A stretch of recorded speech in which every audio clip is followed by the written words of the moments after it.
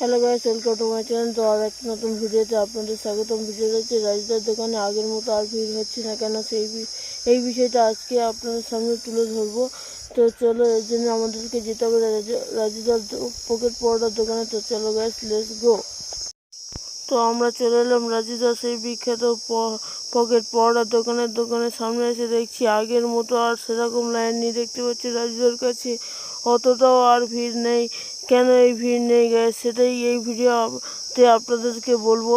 তো দেখো গ্যাস, রাজুদা যেটা বললো যে ভিড় নেই কেন, সেটাই আপনাদেরকে বলবো। রাজুদা বললো যে আগের মতো ভিড় কেন নেই। গ্যাস দেখো, রাজুদার পকেট পরোটার দাম বেশি করেছে, যেহেতু এক পিস পরোটা দিয়ে 10 টাকা করে দিয়েছে, যেহেতু তাই জন্য রাজুদার দোকানে অতটাও আর ভিড় নেই গ্যাস।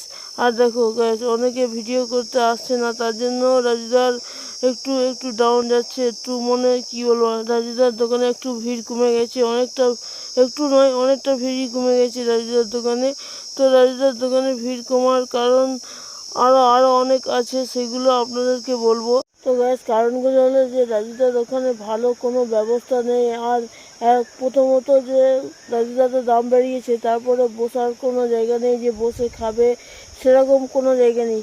প্রত্যেকটা কাস্টমারকে দাঁড়িয়ে দাঁড়িয়ে খেতে হয়, তার জন্য অনেকে যায় না।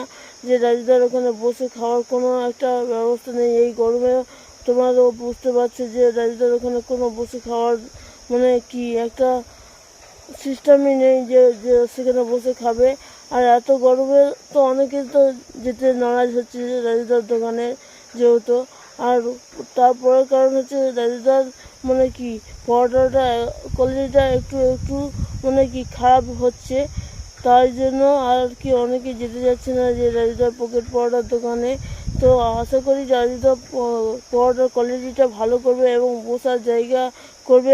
আগের ভিডিওতে তোমাদেরকে বলেছি যে রাজুদা বসার জায়গা করবে, অবশ্য রাজুদা সেটা চেষ্টা করছে, যেহেতু। তো এই ছিল আজকে ভিডিওটা ভালো লাগলে লাইক কমেন্ট শেয়ার করবেন।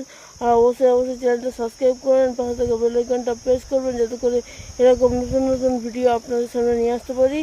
তো সম্পূর্ণ ভিডিওটা দেখার জন্য অনেক ধন্যবাদ।